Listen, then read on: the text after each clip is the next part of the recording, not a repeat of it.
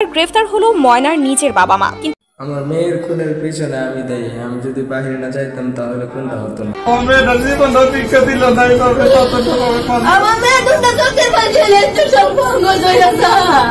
ময়নার মা এবং চাচার সাথে যে একটা সম্পর্কের কথা বলা হয়েছিল, সম্পর্কটা যখন ময়না জেনে যায় তখন ময়না এবং ময়নার মা এবং ময়নার চাচা মিলে তাকে হত্যা করা। প্রশাসন এটা খুব সূক্ষ্মভাবে তাদেরকে তদন্ত করা দরকার। আসসালামু আলাইকুম। ময়না হত্যার নতুন কিছু তথ্য সামনে আসছে, যা দেখলে রীতিমতো অবাক হবেন। চাঞ্চল্যকর অবস্থার সৃষ্টি হচ্ছে, তোলপাড় সামাজিক যোগাযোগ মাধ্যমে ভাইরাল। আসল কথা না বাড়িয়ে সম্পূর্ণ ভিডিওটি একটি লাইক করে দেখতে রাখি। ইমাম এবং মুয়াজ্জিনকে যে গ্রেপ্তার করা হয়েছে, তো আসলে ইমাম এবং মুয়াজ্জিন থেকে কোনো তথ্য পেয়েছেন কিনা আপনি একটু জানাবেন। তো ইমাম এবং মুয়াজ্জিনকে যারা আটক যে করা হয়েছে, এই বিষয়টা বলতে গেলে হচ্ছে এখন শুরু থেকে বলতে হবে যে ময়না ধরেন যে হওয়ার পরে নিখোঁজ হওয়ার পরে তো খুঁজে পাওয়া যাচ্ছে না। তো অনেক খোঁজাখুঁজির পরে যখন মসজিদে পাওয়া গেল, যাওয়ার পরে তো তারা তো যে সন্দেহ তো কিন্তু ওই দিকেই চলে যাবে, যে কারণ যেহেতু আমার মসজিদে যদি একটা মেয়ের তার বডিটা থাকে, আমাকে সন্দেহ করবে এটা। তো এখানে আসলে প্রশাসন ভালো করেছেন, ওনারা তদন্ত নেওয়ার জন্য যেটা প্রয়োজন সেটা ওরা করেছেন। তো সন্দেহভাজন অনুযায়ী ইমাম এবং মুয়াজ্জিনকে গ্রেপ্তার করেছেন, এটা তো সমস্যা নেই। ওই প্রশাসন তিনি বলেছেন যে আমরা ইমাম এবং মুয়াজ্জিনকে কিছু তথ্য জিজ্ঞেস করার জন্য ওনাকে আমরা আটক করেছি, এরপরে আমরা জিজ্ঞাসাবাদ করে তারপরে ছেড়ে দেবে কথা বলেছিলেন। জি, তারপরে বলেন। তো ইমাম এবং মুয়াজ্জিনকে যখন তারা প্রশাসন যখন ধরে নিয়ে গেল, থানায় যখন নিয়ে যাওয়া হয়, তো নিয়ে যাওয়ার পরে জিজ্ঞাসাবাদ করা হলো। তো তারা তো এটা অস্বীকার করেছে, কারণ আমি মনে করি যে আসলে এগুলো তেনারা করেন নাই। কারণ এখনও প্রশাসন কিন্তু সেরকম কোনো ক্লু তারা দিতে পারে না যে ইমাম এবং মুয়াজ্জিন এই কাজটা করেছে। তো আমি মনে করি যে তাদেরকে এটা আরও সূক্ষ্মভাবে এটা কি করতে হবে, তদন্ত করতে হবে। আর এখনও পর্যন্ত কিন্তু ইমাম এবং মুয়াজ্জিনকে ছেড়ে দেয়নি প্রশাসন।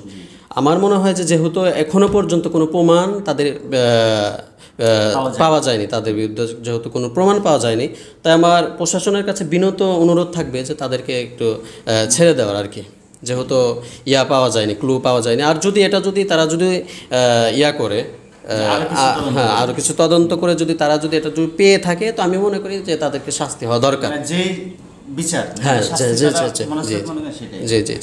দর্শক মণ্ডলী, হুজুর বলতেছেন যে যেহেতু এখন পর্যন্ত ইমাম এবং মুয়াজ্জিনের কোনো ডকুমেন্টস তথ্য পাওয়া যায়নি, সেই ক্ষেত্রে ওনার দাবি হচ্ছে যে ইমাম এবং মুয়াজ্জিনকে মুক্তি দেওয়া।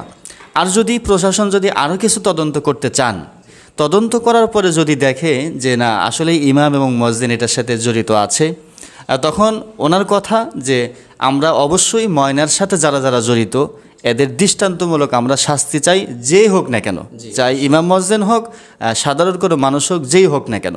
এটা শুধু আমার দাবি নয়, হুজুরের দাবি নয়, গোটা বাংলাদেশের দাবি, গোটা বিশ্ববাসী মানুষের দাবি। যারা ময়নার এই ঘটনার সাথে জড়িত আছে তাদের জন্য দৃষ্টান্তমূলক শাস্তি হয়।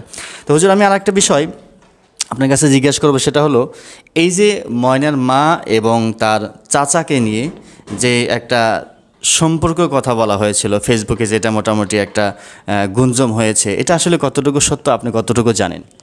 এটা অনেক দুঃখের সহিতই বলতে হয়, কারণ আমি মনে করি যেটা ফ্যাক্ট। কারণ তারা যেই ক্লুটার উপর ভিত্তি করে এই নিউজটা ছাড়া হয়েছিল, এটা আসলে সম্পূর্ণ ভিত্তিহীন একটা নিউজ। তারা এর উপরে ভিত্তি করে এটা ছেড়েছিল যে আমাদের ময়নার বাবা তেনাকে পুলিশ যখন জিজ্ঞাসাবাদ করা হয় যে আপনার কোনো সন্দেহ আছে নাকি, কারোর উপর সন্দেহ আছে নাকি, তখন তিনি বলেছিলেন যে সন্দেহের বাহিরে কেউ নেই। যুক্তিসঙ্গত কথা। তিনি বলছেন যে আমার স্ত্রীও এর থেকে বাহিরে নেই, যে আমার ভাইরাও এর থেকে বাহিরে, আমি সবাইকে সন্দেহ করি যে পর্যন্ত আমি মূল আসামিকে না পাবো।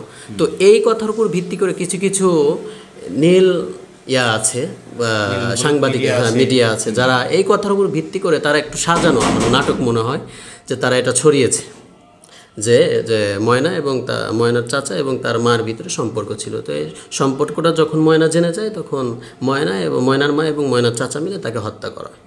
এটা আমরা দেশবাসীরা সবাই, হ্যাঁ, এরকম ভাইরাল হয়েছিল।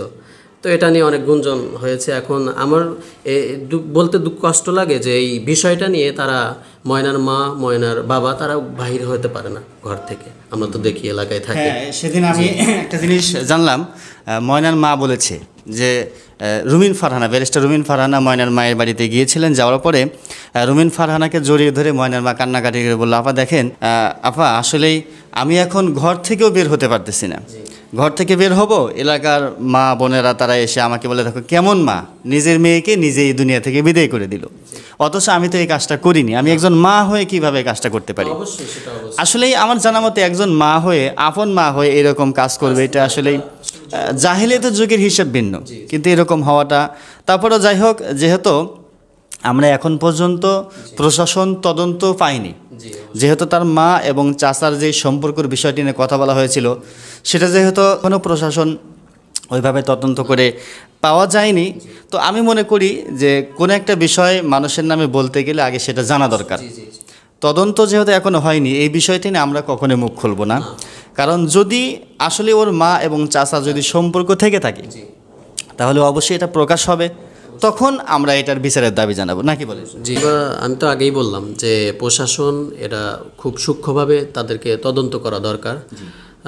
যে এই বিষয়টা যে ছড়িয়েছিল যে তার মা এবং চাচার ভিতরে সম্পর্ক আছে, এটা আমি আগেই বললাম যে এটা আসলে একটা ভিত্তিহীন কথা, একটা ফেক একটা বিষয়। কারণ আমরা যেহেতু গ্রামবাসী, আমরা তো এলাকায় থাকি, আপনার 2 দিন হোক 3 দিন হোক 5 দিন হোক আগে পিছে আমরা কিন্তু এটা জেনেই যাব। কারণ এতদিন ধরে আমাদের এখানে থাকতেছে, তার বাবা বিদেশে থাকে, আমাদের চোখে কিন্তু পড়তো। আমরা গ্রামবাসী, আমরা তো দেখি যে তার চাচারও তাদেরকে কেয়ার করে, যে যেহেতু আমার সহযোগিতা করে, যেহেতু আমার ভাই বিদেশে থাকে, তো আমার তো একটা দায়িত্ব থাকবে যে আমি আমার ভাইয়ের বউকে একটু দেখে শুনে রাখবো, এটা নৈতিক দায়িত্ব। জি, তো এই বিষয়ের উপর এখন ভিত্তি করে তো আসলে তাদের ব্যাপারে যে মিথ্যা গুজবটা সরানো হয়েছে, এটা আসলে অনেক নিন্দনীয় একটা বিষয়। ঠিক আছে, সেদিন ময়নার বাবা যে কথাটা বলল, অলরেডি কান্না করেই বলছে রুমিন ফারহানার কাছে যে আমি আর বাঁচবো না, আমি দুনিয়া থেকে বিদায় হয়ে যাব, কারণ আমার আর এই দুনিয়াতে ভালো লাগে না। কারণ একেতে আমি আমার সন্তানকে হারিয়ে আমি সন্তানের শোকে যে একটু মন খুলে কান্না করব, সেটাও করতে পারি না। উল্টারও কি হচ্ছে, আমাকে আরও নানান ধরনের দোষারোপ করতেছে, লাঞ্ছিত হচ্ছে, এবং যে কোনো মুহূর্তে মনে হচ্ছে আমাকেই গ্রেপ্তার করবে। এরকম ধরনের একটা কথা ময়নার বাবা বলেছিল, যে আমি তো এখন আসলেই কেমন যেন নিজেই মানে আতঙ্কিতের ভিতরে পড়ে গিয়েছি। তাহলে যেখানে আমার মেয়ে হারিয়ে ফেললাম, আমি বিদেশ থাকলাম 25 বছর, বিদেশে থেকে রেমিটেন্স যোদ্ধা, আমি দেশের জন্য কি না করলাম। প্রতিটা মাসে আমাদের থেকে রেমিটেন্স নেওয়া হয়, আর 25 বছর পরে আমাকে কি উপহার দিল? আমার মেয়ের তার বডিটা আমাকে উপহার দিল। তাহলে এটা কিন্তু। প্রিয় দর্শক, সম্পূর্ণ ভিডিওটি দেখলেন, বুঝতে পেরেছেন ভিডিওটি গুরুত্বপূর্ণ। ময়না হত্যা নিয়ে নতুন যে তথ্যগুলা সামনে আসছে, একের পর এক সকল তথ্যগুলা রীতিমতো অবাক করে দিয়েছে সকলকে। আমরা চাই অবশ্যই ময়না হত্যার নতুন কিছু তথ্য সবগুলাকেই একত্র করে যেন সম্পূর্ণ একটি বিস্তার ভূমিকা পালন করা হয় এবং আসামিদেরকে যেন দ্রুত গ্রেপ্তার করা হয়। ময়না হত্যার বিষয়টি যতই আমরা দেখছি ততই কিন্তু অবাক হচ্ছি। চাই দ্রুত শাস্তি এবং চাই বিচার। অবশ্যই আপনারা চেয়ে থাকেন, কমেন্টস বক্সে মতামত জানাবেন। দেখা হচ্ছে পরবর্তী ভিডিওতে। আসসালামু আলাইকুম ওয়া রাহমাতুল্লাহ।